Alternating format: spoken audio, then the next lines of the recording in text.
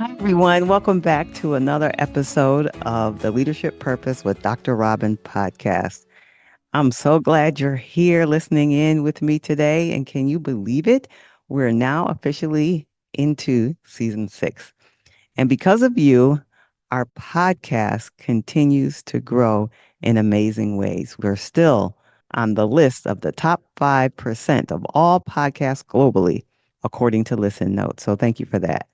And because of you, your curiosity, your courage, and your willingness to explore where you are in your life and work and what purpose really means. It's because of you, and we're doing this all and building this all together. So I appreciate you. And if you've been finding any benefit or real value, it would mean the world to me if you would rate the podcast, review the podcast, subscribe to the podcast, or share this episode with a friend who could use a little inspiration today. And that's how we'll keep growing together. All right, now today's episode is different. It's a pivot. And maybe that's perfect. I had planned to bring you a brand new interview this week with the beginning of the new season, season 6, but life had other plans. A few scheduling hiccups, some tech gremlins, and well, you know how it goes sometimes. And I thought I could let this frustrate me, or I can turn this into an opportunity. So I decided, along with Linda, my podcast manager, we put our heads together and said, how can we make this meaningful? So we looked at some of the past episodes and decided to see, let's take the opportunity to unpack the idea of the purpose gap. And you may recall from the last episode that the purpose gap is when you're moving forward on the outside, but feeling stuck on the inside, where something whispers, there has to be more than this. So we decided to do something special. We dug through all those past episodes to find a story that embodies this idea so powerfully that you'll hear it in a whole new way. And I knew exactly which one to choose. My conversation with Jenny Mitchell. Jenny's story is extraordinary because it's so real. She takes us on a winding journey from her roots in music to nonprofit and philanthropy and eventually into building her own business. But here's the thing, as you listen, you'll hear the exact pivot points where she realizes something deeper is calling her forward. So listen for these moments. I'll mention 3 here so you could recognize them when you hear them. That quiet, powerful thought at the end of her doctorate when she says, I meant for more than this. The identity shaking question she asked later as a wife and mother, who am I? And finally, that beautiful clarity she finds years later in her coaching work when she realizes, that's what was missing. So these aren't just parts of Jenny's story, they are mirrors, they are clues.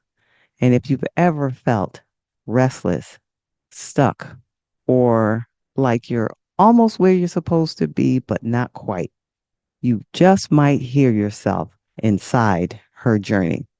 So, whether this episode is new to you or if you've heard it before, I invite you to listen to it with fresh ears.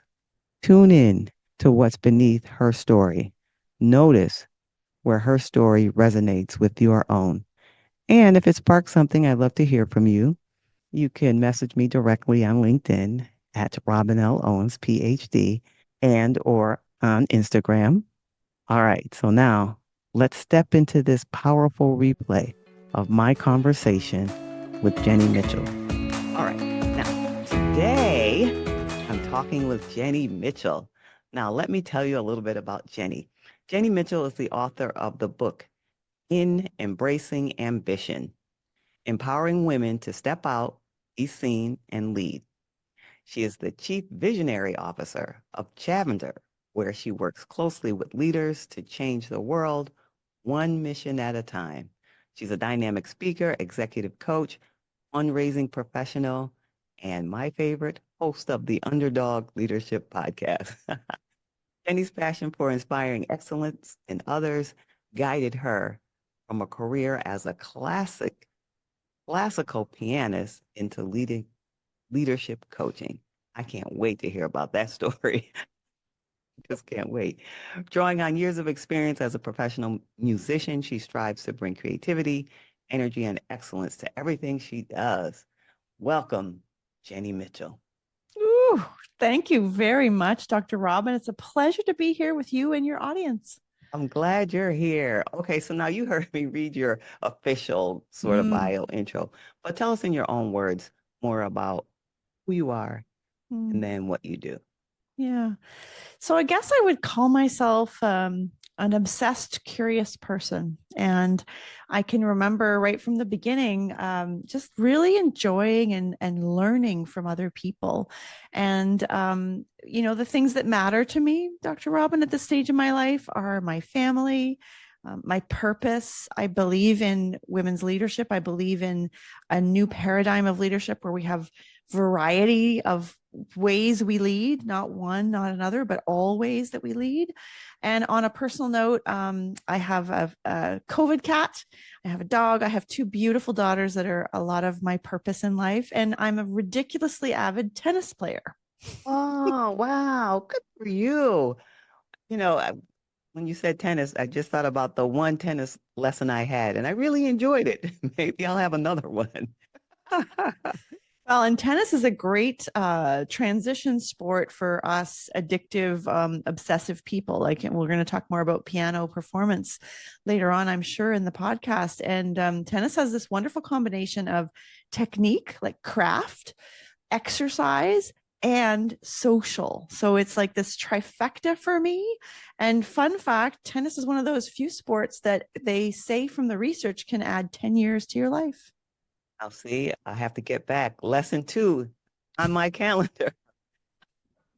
Say no more. Say no more, Jenny Mitchell. I'm going back for my second lesson.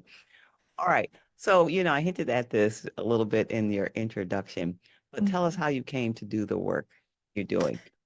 Yeah, and it's a okay. Put your seatbelts on, people. It's got like a I'm lot of I'm pin. ready. I'm ready. It's got some pin. What do you call those things? Switchbacks, I guess they call them when you go up the hill. Everything in Italy seems to be at the top of a hill. Anything worth seeing is at the top of the hill. So I want to bring our listeners back to a bright-eyed, curious young lady who went to high school and had options. I was very lucky to have parents that said, you do what you want to do, and while I looked at many options out of high school, I knew that music was the one thing or the thing I thought would be bottomless, that it would be able to kind of pique my curiosity indefinitely. And I was good at it, to be honest. I like to jump hurdles. So I completed an undergraduate degree in piano performance at a very prestigious school here in Canada. And from there, I went, okay, what's next? Most of my friends were doing masters, and I'm not gonna sugarcoat it. I kind of was like, where's the next hurdle? Let's jump the next hurdle. I didn't do a ton of thinking. I was also pretty young. Did a master's at Manhattan School of Music, which your listeners will recognize. It's up on the Upper West Side of New York City, and from there got into a doctorate program at SUNY Stony Brook, which is out on Long Island, and completed my doctorate there just around the year 2000. And all of those experiences were incredible, Dr. Robin. I wouldn't change them from the world. And when you ask about the kernels of my story, I think about the discipline I learned. I think about the connections and the camaraderie that we had in those departments, because nobody goes into music for money. People go into music for the experience. The kind of self-discipline that I found in myself and learned, and I would also call it's not an easy profession. It's insatiable, the amount of time you can spend in a practice room. But by the time I finished my doctorate, I knew I was not meant to be in a room 10 by 10 by myself practicing piano. I was far too chatty, to be honest. That was the first part. And second of all, I had other interests. I was always the person that organized people. I was always the person that brought people together to do things. And when I started my family, I fell into fundraising at the Brooklyn Conservatory of Music where I was teaching.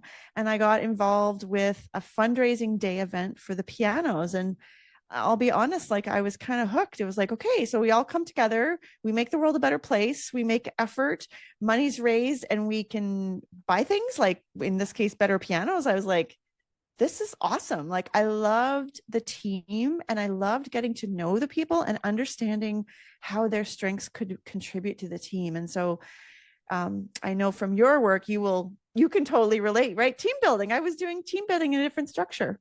I love everything about this story. I have 25,000 thoughts competing right now. But first, let me give a nod to Manhattan School of Music because I used to live in New York on the Upper Yeah. West Side, Oh my and gosh. the bus stop right outside of my building was right next door to the Manhattan School of Music. And this it really is related to our overall story here, but it'd be 11 o'clock at night or midnight, no matter what time it was. If somebody was from the Manhattan School of Music and they were at the bus stop, they would be singing. Yeah. Nobody's around. They're just singing out, and I loved it. And what I made up about that was when you have a passion in you, it Mm. has to come out. So you're just at the bus stop and it's coming out. And it was beautiful, a Yeah. variety of sounds from Yeah. those people. So I had that memory when you talked about being in New York. Oh, I'm so happy to hear that. And you probably know the deli where I survived on chicken Parmesan sandwiches with my meager skills or my meager dollars when I was studying there. And because your podcast is about passion and purpose, we're going to talk more about how I shifted away from music. And I think one of the things that brought me to it was um, the expectations around being a classical musician and the pressure, I'm going to call it that.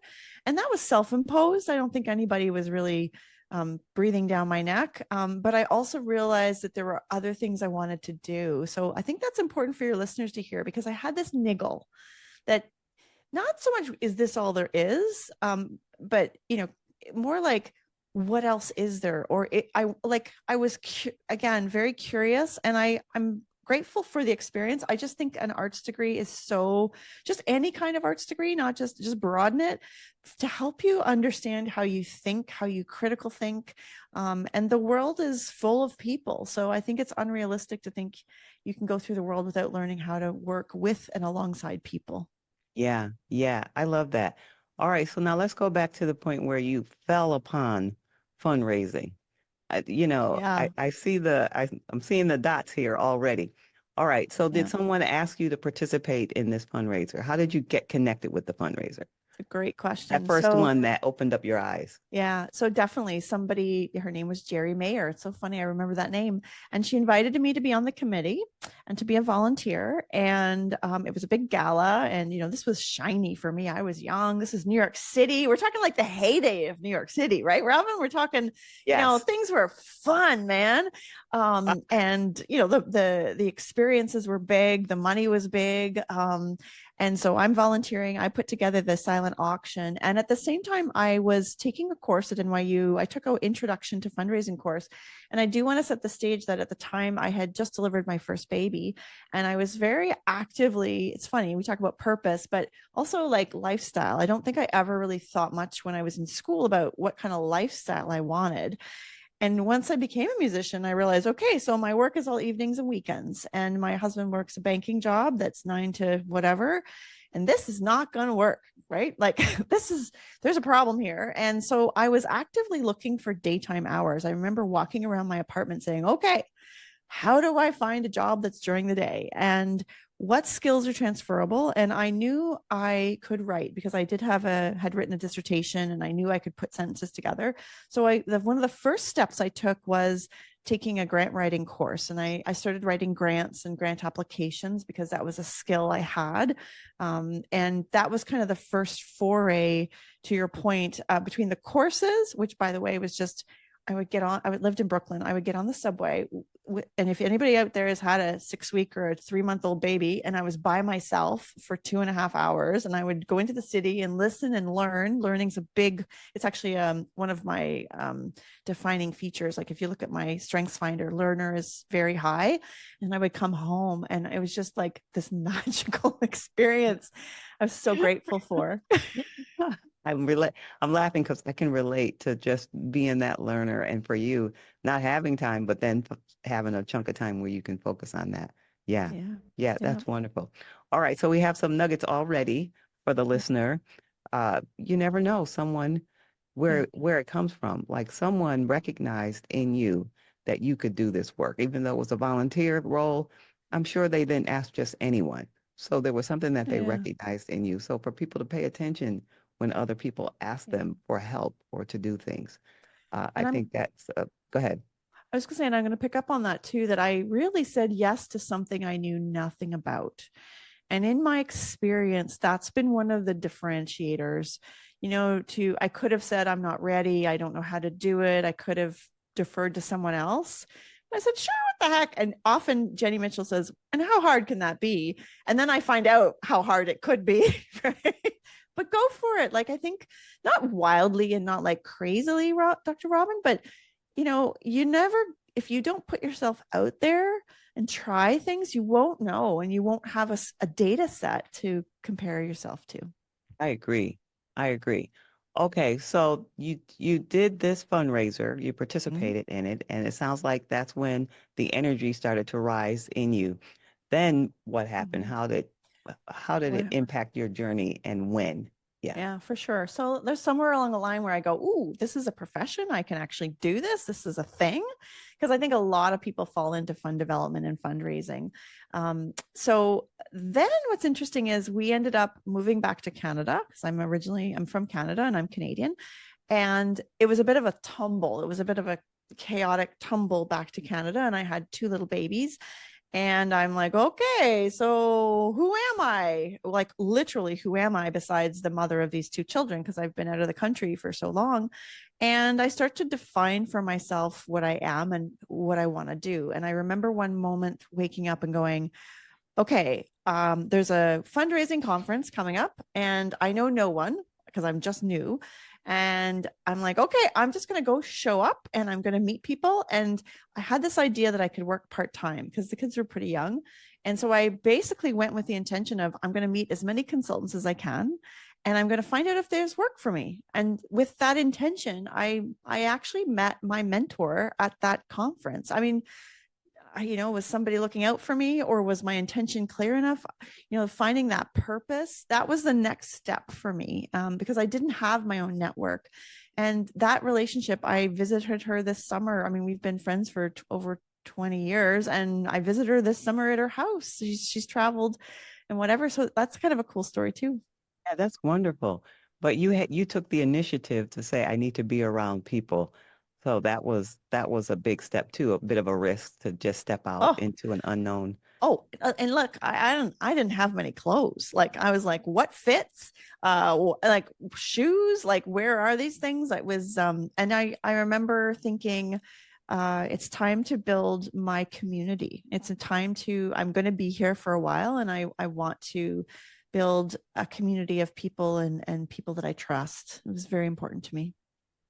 And so you said you were looking for people to work with as a consultant. You then saw yourself as a consultant at that point? Is that where we are in the So story? yeah, so where we are in the story is I couldn't get my head around a full-time job at the time. And um, I kept thinking, well, what do I want? And sometimes I think particularly with women, we pull away from what we actually want. We kind of minimize it or we pretend it's not possible or it's not possible for me. And we all have all these stories. And so I guess I went saying, well, if I had a magic wand, what I wanted was a 2, 3 day a week job where I could work and the work would be meaningful and I could learn. And I remember that was really my main goal. And so I worked for other consultants. So I was like a subcontractor for other consultants. And the impact was that I got to see a lot of different files, which was a great, great experience for me in particular, because I don't know if you do DISC assessments or whatever, but I'm not an S or a C. I'm not a stability girl. I'm not a conscientious girl. I'm more of a like, what else is there, girl? I'm the quiet, the visionary, the creative on the scale. So I crave experiences and different experiences. So it was a real great match made in heaven. I did all sorts of grunt work. I worked the front lines. I learned from the bottom up. Highly recommend it. Being a consultant is a very dynamic thing, and you have to be able to quickly process and absorb information and make good recommendations. And I did that for a long time until switch back in the story. My mentor, her husband came into the business and there was no longer enough work for me. And so I was like, okay, I guess I put out a website and I make a website and hang out. Like it was that kind of like, I guess that's what I do. And I did that with no knowledge. I had no logo, no nothing. I built it from scratch and said, let's see what happens. I mean, that's amazing. I mean, because a lot of people could have just said, I don't know what to do, just relying on this person and, True. but you just, once Yeah. again, put yourself Yeah. out there. Yeah. Did you know what you were, how you were going to shape what when you put the website, you're like, I'm going to do this on my own. I mean, I had very little idea, to be perfectly honest. I think I liken it to when I went to go to school in music. Who knows what a professional musician does all day, right? Like we think about the career, we think about the degree, but we don't actually think about the lifestyle. And that's one of the advices I often give to younger folks is, think about not just the job that you'll do all day, but the kind of environment and the life. If you're going to be a chemical engineer, you're in our world, you're probably going to work out west in Canada, or you're going to work in certain areas of the country, and you're going to be on shift work, and you're going to be like just trying to put into perspective the holistic approach to a choice rather than just a linear. So I knew I wanted my independence. And I think it's important for your listeners to know that my mother ran a small business. So I was seeped in that background, and my father was a sales rep. So I came by it honestly. A lot of folks say, oh my gosh, how did you become an entrepreneur? And I think it's just exposure. I mean, it takes a certain kind of that transition from corporate to entrepreneurship, which I've helped some women through. The advice is build up a war chest and bet on yourself. You can't go wrong. You can't go wrong. Okay. All right. So you bet on yourself I and did. you started your website and your business was born off and running. All right. So now fast forward to this Yeah. moment and we might go back. Yeah. Um, do you feel now that you are expressing your purpose? I so love that you asked me that, because sometimes it's hard to step off the roller coaster and take stock. So thank you for that opportunity. I was preparing sort of my notes. I finally feel like I am expressing my purpose and that I am truly in my groove. And how I know it, because I figured you were going to ask me that question too. How I know it is that my days don't feel, not that they don't feel stressful, but even if they're stressful, there's a reason and there's an intention behind it. I also feel like my unique skill set, not everybody wants to be a CEO, not everybody wants to be an entrepreneur, but my unique skill set is perfectly aligned with the work that I'm doing. I like, as a coach, an executive coach, I like getting to know people deeply. I care about important conversations. I respect people. When I heard, and we can talk a little bit about switching from fundraising to coaching, because it's actually quite simple. But when I did my first coaching certification, and I realized that the mantra or the approach was people are already whole, that we come to a coaching space with the understanding that person in front of us is already capable and whole and beautiful, and our job is to partner with them. I was like, that's what was missing from my music background, because the music was so hierarchical, Dr. Robin. It was do it this way, do it with this inflection, do it with this school of thought. And teachers and mentors were so put on pedestals. I think that was really one of the things that didn't jive for me in hindsight. But I couldn't have told you that until I took my first coaching experience. Makes sense. It makes sense. So you found the thing that suited who you are Yeah, well put. Yeah, well put. and share it as a mission. I've That's never a thought of it that way. So thank you. I mean, I know it feels good. That's the other one for your listeners. It just like, and we have to be careful as coaches. Like, I'm not here in the coaching business to make myself feel good, right? I'm here in the coaching business to help support someone through a journey that's not mine. I think a lot about that, especially because I'm a pleaser and I like to do things right and I like to make people happy. But being a coach is also asking tough questions and challenging people's narratives or stories that they might have about themselves or others. And I often will check in at the end of my day. Did I feel like I did more good than harm? Do I feel like I made a difference today? And I do. Most days I feel like I can hang my hat on that, and that is becoming enough for me. And the not-for-profit world, the way I thought I would contribute, which was fund development and raising money, it's I always found the raising money was great. I was happy with that, but that I always came back to the people. I always connected the most with the people. And I actually switched into coaching because the money wasn't enough. I wanted to help the people change and the people adapt. And the people, if we worked with them and supported them, they could raise the money. Yes. Yes. I see how it all flows together. Now, is there any part of little Jenny, whenever you were little Jenny, do you see any part of her showing up in the what you're doing these days? Yeah. So little Jenny, you ask good questions. Thank you for that. Little Jenny was busy. Like, she didn't want to stop to eat. She was full of ideas. I think back on it. She was resourceful. She was very curious. I would say that one of the things that happened with little Jenny was the world happened. And so little Jenny gets a layer and another layer and another layer, and she learns how to conform in the world. And I hope your listeners can see themselves in this journey. We survive. I'm a survivor. We add these components on top of ourselves to live and survive and exist and coexist. And the beautiful part about getting older is you start throwing off those layers. You're like, I don't need that coat. I don't need that costume. I don't need that anymore. And what's left is this sort of that vibrancy, that energy. I think I always had a lot of energy and a lot of enthusiasm. And I was actually, people laugh, but I was a relatively shy kid. I wasn't the person to reach out in the classroom, but I almost feel like I overdid it when what I saw as a deficiency became a superpower, because my way to feel comfortable was to ingratiate and get to know people, right? And so that superpower kind of fueled a lot of my work. And at this stage, I'm not everybody's cup of tea, and that's okay, Dr. Robin. And I'm really good with that, because I do feel aligned with my purpose, and that the people that want to meet me and find me or align with me, they'll find me. That's okay. And I wish the others well. No ill feelings.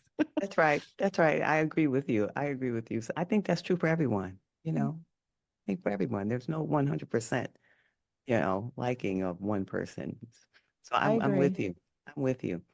All Yeah. right. So now, all right, let's switch gears to the listener.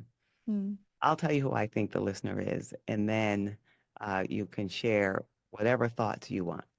All right. So, but I started the podcast for what I call high achieving women. But the reason why I started the podcast, a couple of reasons. But one, we're talking about doing the thing who like that's inside of us. When I was in high school, I had a fantasy to be on the radio. But I didn't tell anyone because I didn't know anybody. I didn't even know it was like you were talking about. You didn't know it was a job. I didn't know it was a thing. So I'm just like, but that would be so cool. And I always had that fantasy. So fast forward years later, when podcasts became a thing, I'm like, oh, here's my chance to do something I feel like I would like. And it's true. I love it, as Yeah. you might be able to tell. Yeah. I can tell. So start the podcast. All right. So now who's the podcast for? The podcast is for high achieving women. This is my definition of the high achieving women: ambitious in a positive way, responsible. She's the one that people come to her for advice or just to kind of Mhm. hear what she has to say about the situation in her professional life and in her personal life, whether it's family, community, neighbor. They want to hear from her whether it's related to something she could do or not. Mm, She's the one. And I see you nodding as in mm, recognition.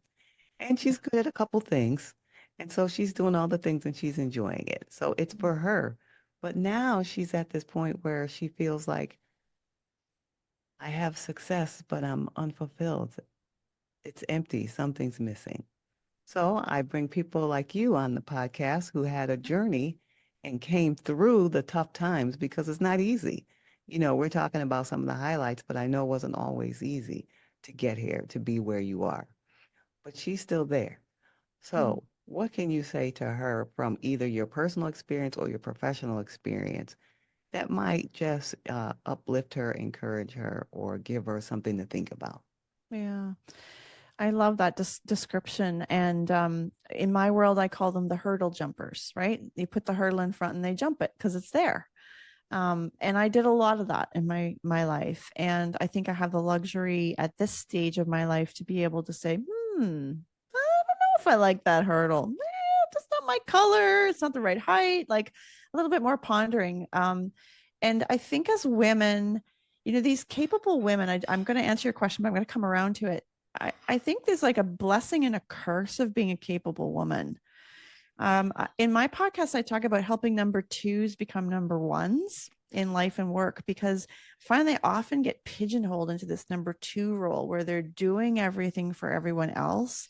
And it's so deeply defined part of them. You have a problem, you go talk to Jenny. You have a problem, you go talk to Dr. Robin. And it becomes almost like an identity. It's very hard. It becomes entrenched. And so if that resonates with you, and the second part of it is that there's some burning something that's unmet, unfulfilled, or that phrase, I thought it would be different when I got this or that. That's your chance to kind of go inward or have a date with yourself. I'll often say to people, like, have a date, go to the spa and just have dinner with yourself and keep your notebook close by. I mean, I have a lot of trouble slowing down. I'm a Speedy Gonzalez, and I like to move and I like to do things. And that's another indicator, right? Often it's hard well, I'm talking for myself, to be with my own thoughts because they're all over and they're full of it, right? Almost like I feel like I'm too big for my britches, or how could I possibly want that? To your point about the radio. So I'd invite folks to get quiet because it doesn't have to be so dramatic. It's not like you have to throw the whole job out sometimes. Sometimes it's about doing some tweaks so that the work itself is more fulfilling, or maybe it is changing portfolios, absolutely, but sometimes there's a lot more balance and nuance there.